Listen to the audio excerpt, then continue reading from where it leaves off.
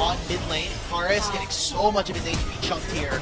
Oh my god, he has to flash underneath the turret and Shanks can just step back, take the first blood. Nice kill, important kill also for the LeBlanc in this early game. And good roam from KL to, you know, make sure this play works out. It's just Gwen, right? Like, it's Gwen MF, like, who cares? We are moving away from them, so AL get the first dragon of the game.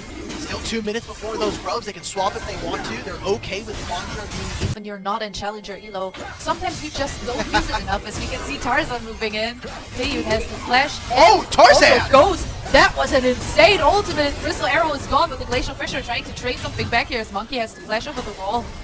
And they are getting a second kill here. AL moving into that grubby pit, having a little bit of an advantage there. Now Shanks moving up here too.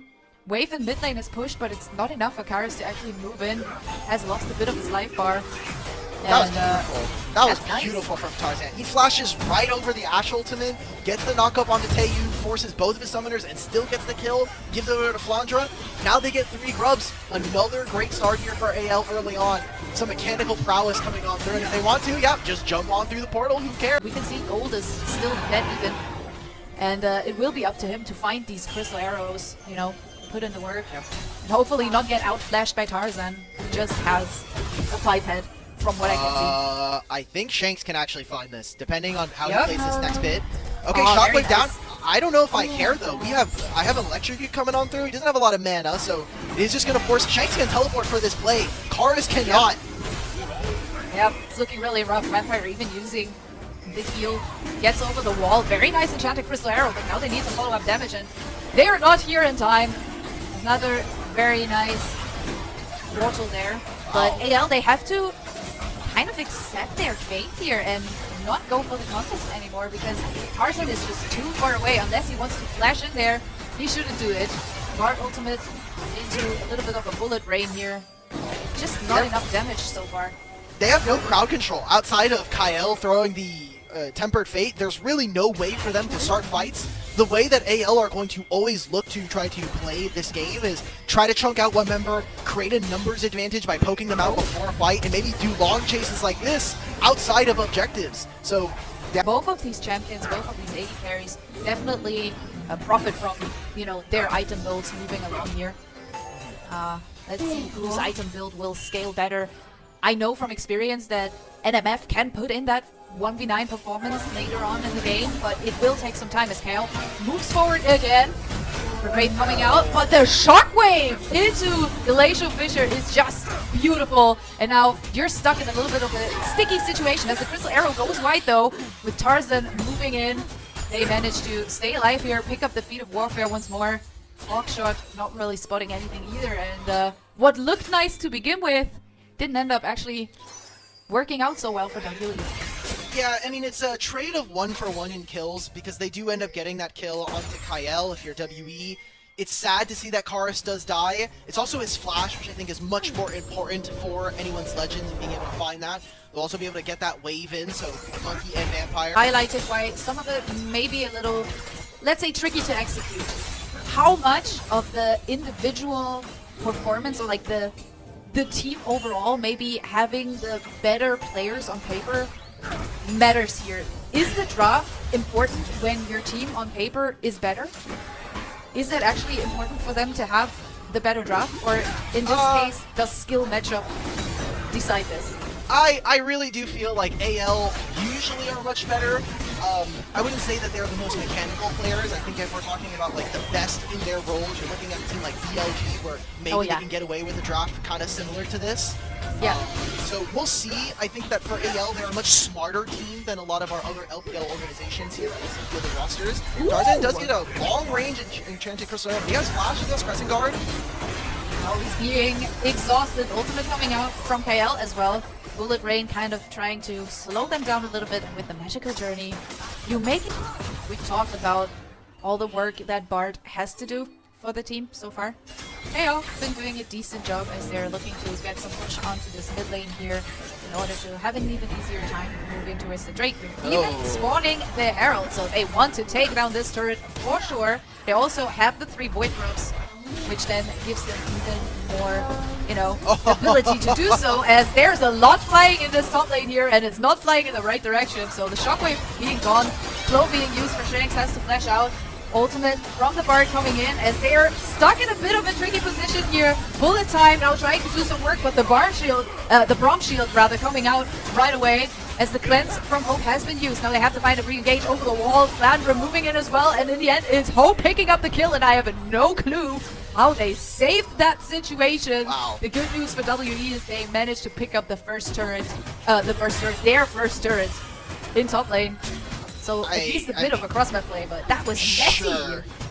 Yeah, I just, AL, they get to play with so much abandon. I just, again, the Tempered Fate, getting that Tempered Fate to slow down Cube and his Glen. So the heal coming out from Flandra saves them. They grab the Dragon on top of that. AL are still pushing the lead, now gaining a pretty solid 4,000 gold differential. I think this is the most even the game has looked all series long between these two. Yeah, definitely. No super one-sided. We did see some of the value of the Braum coming out when Hope decided to use the bullet time, you know. We can definitely Series EDG, Vampire as well, someone that kind of was pretty maligned and was thought to be one of the worst players in the league just last year. And while they have had a much better split 2 and I think start to 2025, there's still a lot of things for this organization to be working on as a 5-man. So we're seeing right now Vampire going for that unsealed spellbook. He has access to the smite. I'm wondering if WE are going to look to push off of this mid wave and try to maybe sneak an Otacon now that they know that they have, you know, an 1800 damage execute on this objective. Yeah, looking for it, but we can see AL reacting very well with easily cleaning up this mid lane wave. Therefore taking the pressure away once more, maybe even pushing up the wave themselves. They have taken down that mid lane tier 1 turret already as being interrupted here.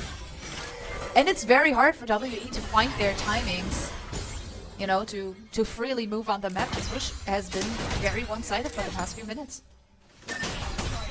It's tough. There's not much else to do right now. At WE, they do have some angles of being able to attack, but I think right now what they're looking for is just finish a couple of items. Karis going for Rabadon second, which I don't know if I necessarily agree with that, but again, mage items were changed 2 patches ago, so yeah, you know, I can see it. Monkey just finished his Black Cleaver. Taeyun's going to be finishing a second item, so taking a minute to break. Let's get our items. Let's play on our second item power spikes, and let's see if we can get back into this game. The 4,000 gold that AL has held for the last few moments. That's the good news. You know, the gold lead hasn't grown any further. They kind of just have to hold on. Hotshot coming out, so they get some info here, WE, but not really in a position to force a fight. They do have the better engage tools, and I understand why the chat is asking the question of why are they not diving? They have Ori, Ashe, and a Fury, but it's just been very hard for them to position it the right way. And AL have always found ways to, you know, move together as a unit. Kale putting in so much work as the Crystal Arrow goes wide again, and therefore engage tool gone now with the Tempered Fate coming out into the bullet rain. Yes, you can throw up the Braum shield, but Shanks is in the backline. Shanks is looking for the fight, but he gets it! Oh my god! That was just beautiful! The bullet time, you do get a nice shockwave out. Kale's dropping very low, but they can just move further forward. Not the greatest decision, however, it is some sort of an item spike, so let's see if they can do some work. But they didn't even wait though. But they didn't wait. Like the whole point of us like doing the setup before was, hey, we're getting our second items. Let's wait before, let's buy our items, and then we can look for an engage. That didn't end up happening. And AL found a moment where the enchanting persona from Taeyu misses.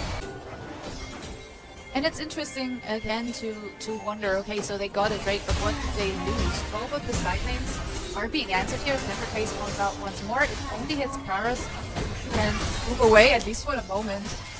Another nice jump coming out from Shanks here, but they also used a lot of abilities. They have to be a bit careful not to step too far forward as they are looking to protect their own jungle, and now we're going in again! TPs are coming out as Tarzan has to use the Crescent Guard. Very nice way from the Braum trying to save his team, but there's just not enough damage. The needlework trying to do some work.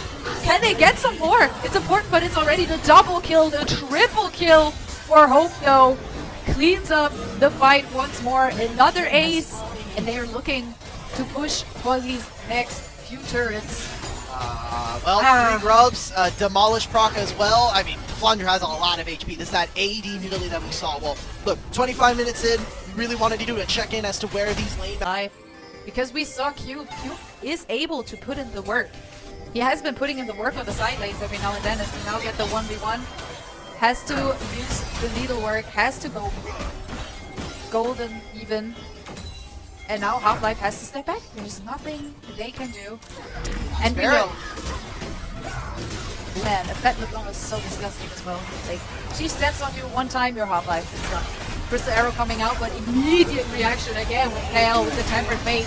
Now with the bullet time not being blocked, enemy AD carry immediately down. Cube trying to put in the work in the backline, trying to get some damage on the wall, but it's Shanks again going unstoppable as Flandre is looking for the triple kill here. Monkey trying to kite away. He's putting in some work. Going up talking to him one more time, but in the end it's Shanks again. Another ace. The wave is there. Can they look to end here? They definitely want to. 8 seconds on Vampire.